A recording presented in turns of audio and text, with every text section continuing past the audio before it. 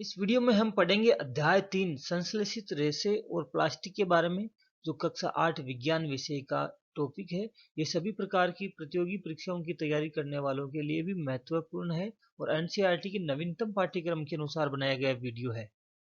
इसमें जो मुख्य अध्ययन बिंदु है वो रहेंगे संश्लेषित रेशे क्या है, संश्लेषित रेशों के प्रकार क्या है, संश्लेषित रेशों के गुणधर्म, प्लास्टिक और प्लास्टिक से निर्मित वस्तुएं, विकल्प पदार्थ प्लास्टिक, प्लास्टिक और पर्यावरण, ये इसमें अध्ययन बिंदु रहेंगे। इनके बारे में हम विस्तार से पढ़ेंगे। साथ ही लास्ट में पाठ्य पुस्तक के जो महत्वपूर्ण प्रश्न है उनके बारे में भी पढ़ेंगे।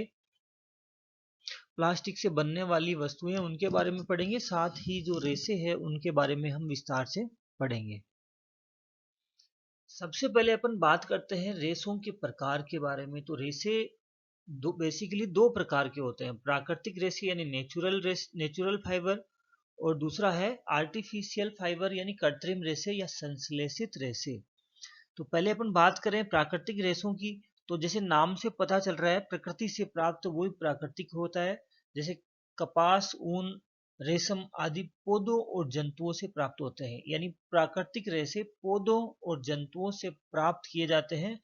जैसे कि भेड़ से प्राप्त की जा रही ऊन, कपास है जो खेतों में उगाई जाती है, और इनके अलावा रेशम, ये है प्राकृतिक रेशे।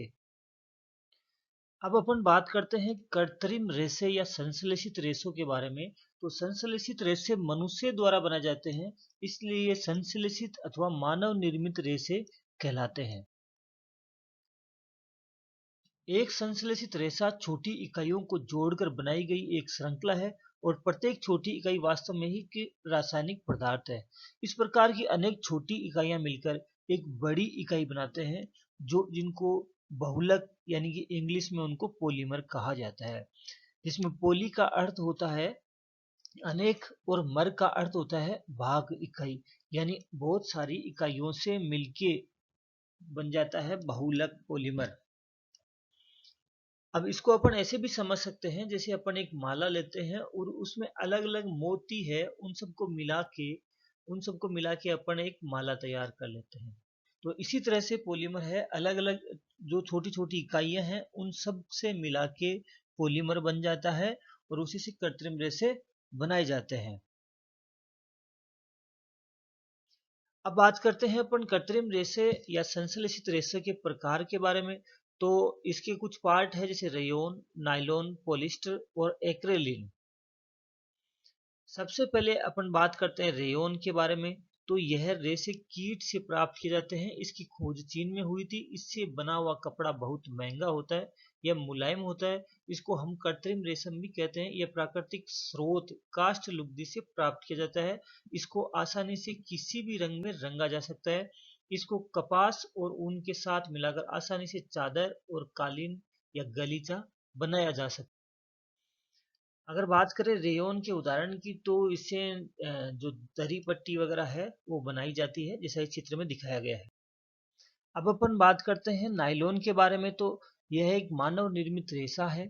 उसका निर्माण कोयले, जल और वायु से किया गया था। यह हल्का, प्रबल, चमकीला और धुलने में आसान होता है। इसका प्रयोग जुराब जुराब, रस्से, तंबू, दांत साफ करने वाला brush, sleeping bag, seat belt आदि सीट के जो पट्टे हैं उनमें तथा पर्दों में किया जाता है।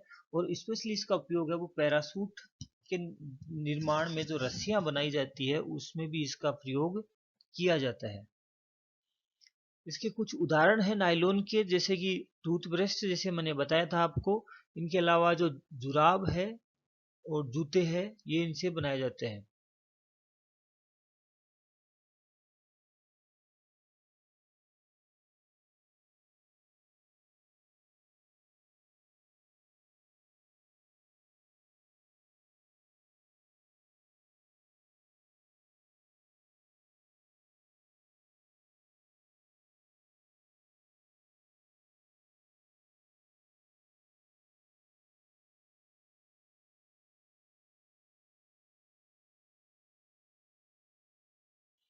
अब अपन नायलॉन के कुछ अन्य उदाहरण के बारे में बात करें, तो गाड़ियों के अंदर जो लगता है सीट बेल्ट, वो इसी नायलॉन का ही बनाया जाता है। इसके अलावा जो स्पोर्ट्स के लिए जो रस्सियां वगैरह काम में ली जाती है, पहाड़ों पे चढ़ाई करने के लिए, मजबूत रस्सियां काम में ली जाती है वो नायलॉन की बनी होती है, क्योंकि नायलॉन से बहुत मजबूत रस्सियां बनती है।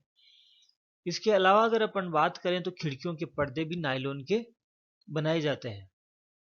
और सबसे महत्वपूर्ण है वो पैरासूट की जो रस्सियां, क्योंकि नायलॉन है वो काफी हद तक मजबूत होता है, और पैरासूट से जब कोई आसमान से छलांग लगाई जाती है तो उस समय बहुत ज्यादा सेफ्टी की जरूरत रहती है। अगर रस्से टूट जाते हैं तो मनुष्य के जीवन पे खतरा आ जाता है, इसलिए इन रस्सियों को बहुत ही मजबूत बनाया जाता है। तो नायलॉन का एक अन्य उदाहरण है पैरासूट।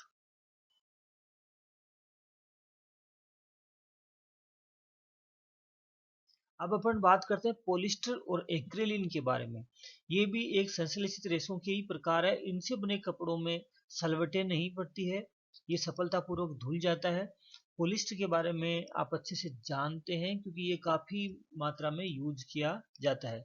इनके अलावा अपन बात करें तो पेट। पेट क्या है? तो पेट पॉली एथिलीन टर्सेलेट एक बहुत सुपरिचित प्रकार का पॉलिस्टर है। इसका उपयोग बोतलें बनाने में, बर्तन बनाने में, फिल्म, तार व अन्य बहुत से उपयोगी उत्पादों के निर्माण में इसका उपयोग किया जाता है। पॉलिस्टर पॉली प्लस एस्टर वास्तव में एक रसायन जो एस्टर कहलाता है, उनकी इकाइयों की पुनरावृत्ति से बनता है। एस्टर वे रसायन है जो फलों को उनकी गंध प्रदान करते हैं और इनसे निर्मित कपड़े जैसे पॉलीकोट, पॉलीवूल, टेरिकोट आदि नाम से बेचे जाते हैं। तो इनके नाम से ही पता चल रहा है, जैसे पॉलीकोट, तो पॉलीकोट को पॉलिस्टर और कपास का मिश्रण है, उसको बोला जाता है पॉलीकोट। ये एग्जाम में क्वेश्चन पूछ लिया जाता है पॉलीकोट किस किस का मिश्रण है। इसके अलावा अगर अपन बात करें तो पॉलीवूल, वूल यानी ऊन, तो पॉलिस्टर और ऊन का मिश्रण होता है पॉलीवूल। प्राकृतिक स्रोतों से प्राप्त ऊन काफी महंगी होती है, जबकि एक्रिलिन से बनी हुई वस्तुएं अपेक्षाकृत सस्ती होती है। इनका प्रयोग हमें रसोई रसोई घर में और प्रयोगशाला में इनके वस्त्रों का प्रयोग हमें नहीं करना चाहिए, क्योंकि ये जल्दी आग पकड़ लेते हैं। संश्लेषित रेशे की अगर गुणधर्म की बात करें तो देखो, संश्लेषित जो रेशे हैं उनका प्रयोग इसलिए अधिकता से किया जाता है क्योंकि उनसे बनी जो रेशे से बने कपड़ों में सलवटें नहीं पड़ती है, वो शीघ्रता से सूख जाते हैं, सुगमता से प्राप्त हो जाते हैं, और इनकी कीमत भी बहुत कम होती है और बहुत समय तक चलते हैं। इनको संभालना भी आसान है, इन्हें धोना भी आसान है। अब अपन बात करते हैं प्लास्टिक के बारे में। तो प्लास्टिक से बनी हुई वस्तुएं हमारे दैनिक जीवन में काफी उपयोग में आती है, तो हम सभी प्लास्टिक के बारे में अच्छे से जानते हैं। इसकी व्यवस्था एक प्रकार की, इसकी जो बनावट है वो एक प्रकार की नहीं होती है, कुछ रेखिक होती है और कुछ तिर्यकबंध होती है। प्लास्टिक को आसानी से पुनः चक्रित किया जा सकता है और प्लास्टिक की बनी वस्तुओं को आसानी से मोड़ा जा सकता है। इनके अलावा इसकी संरचना की बात करें तो इसकी जो संरचना है वो कुछ तो होती है रेखिक, जैसा इस चित्र में दिखा गया है, कुछ होती है क्रॉसबंध व्यवस्थाएं जैसी इसमें दिखाई गई है। इनके अलावा अगर अपन प्लास्टिक के कुछ उदाहरण की बात करें तो प्लास्टिक की बाल्टियां हैं, जैसे खिलौने हैं, या फिर अन्य घरेलू सामान काफी आपने देखे होंगे, बर्तन वगैरह, घरों में काम में आने वाली बहुत सारी चीजें प्लास्टिक की बनाई जाती है।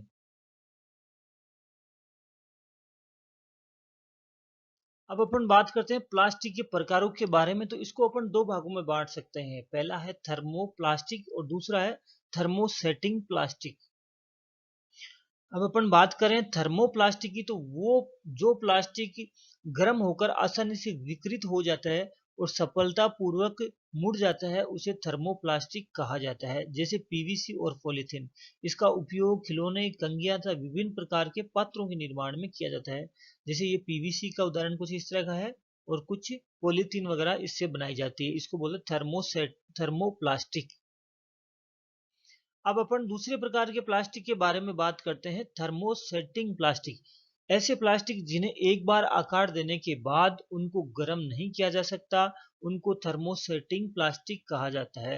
यानी कि उनको दोबारा से काम में नहीं लिया जा सकता, जैसे बिजली जो विद्युत के स्विच होते हैं ये, या फिर इस तरह की जो जो बर्तनों की हैंडल है वो।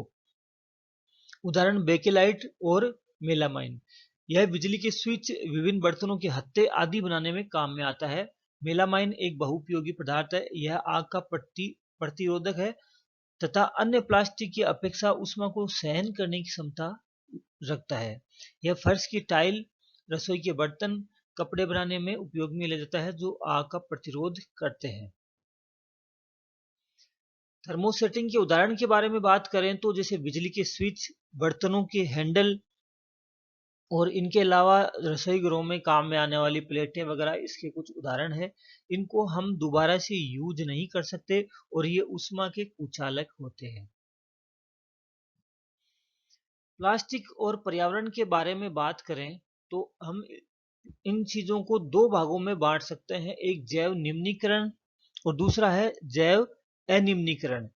तो जैव निम्नीकरण पदार्थ जो प्राकृतिक प्रक्रिया जैसे जीवाणु की क्रिया द्वारा अपघटित हो जाते हैं, जैव निम्नीकरण पदार्थ कहलाते हैं। इनके अलावा जैव अनिम्नीकरण पदार्थ की बात करें तो पदार्थ जो प्राकृतिक प्रक्रियाओं द्वारा सरलता से विघटित नहीं होता है, जैव अनिम्नीकरण कहलाता है। प्लास्टिक के अभिलाक्षणिक गुण, तो पहला है प्लास्टिक अनअभिक्रियाशील है। दूसरा, प्लास्टिक हल्का, प्रबल और चिरस्थायी है और प्लास्टिक कुचालक है। ये इसके अभिलाक्षणिक गुण है। अब पहले के बारे में अपन चर्चा करते हैं। प्लास्टिक अनअभिक्रियाशील है तो हम जानते हैं कि अगर लोहे को वायु में खुला छोड़ दिया जाए तो क्या होगा, फेरिक और ऑक्सीजन दोनों मिलके फेरिक ऑक्साइड बना लेती है, यानी कि उनके जंग लग जाता है। लेकिन प्लास्टिक में ऐसा नहीं होता, प्लास्टिक में जंग नहीं लगता। दूसरा, अपन सभी जानते हैं कि प्लास्टिक हल्का है, आसानी से वजन में उठाया जा सकता है। इनके बाल्टी वगैरह, डिब्बे वगैरह काफी बनाए जाते हैं। इसके बाद अगर अपन बात करें तो प्लास्टिक है वो कुचालक है, इसीलिए विद्युत के जो तार होते हैं उनके ऊपर प्लास्टिक लपेटी जाती है, इनमें करंट नहीं आता। ये है प्लास्टिक के अभिलाक्षणिक गुण। प्लास्टिक का उपयोग कुछ हद तक हमारे लिए हानिकारक भी है, इसलिए हमें जिम्मेदार नागरिक के रूप में 5R सिद्धांत का प्रयोग का पालन करना चाहिए।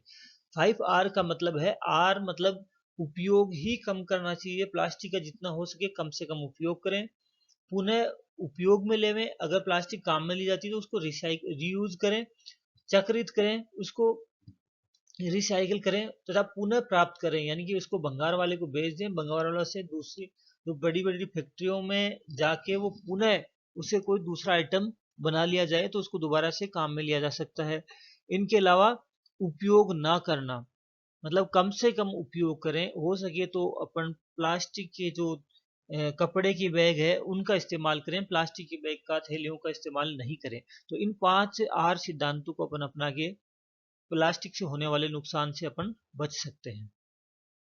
इनके अलावा अगर अपन बात करें पाठ्य पुस्तक के प्रश्नों की, तो ये है पाठ्य पुस्तक के प्रश्न जिनको आप नीचे डिस्क्रिप्शन में दिए गए लिंक से पीडीएफ के रूप में डाउनलोड कर सकते हैं या फिर हमारे चैनल पे आप विजिट कर सकते हैं, जहां पे आपको सभी 6, 7, 8, 9, 10 इनके साइंस और मैथ्स के वीडियो आपको देखने को मिलेंगे। अन्य पाठ देखने के लिए आप हमारे यूट्यूब चैनल को विजिट कर सकते हैं, जहां पे सारे वीडियो इसी तरह से पूरा पाठ एक साथ पढ़ाया गया है। इस सारे नोट्स की पीडीएफ का लिंक नीचे डिस्क्रिप्शन में आपको मिल जाएगा। साथ ही जो हमारा जो चैनल है जिस पे आपको अन्य वीडियो मिलेंगे उसका लिंक भी नीचे डिस्क्रिप्शन में मिल जाएगा।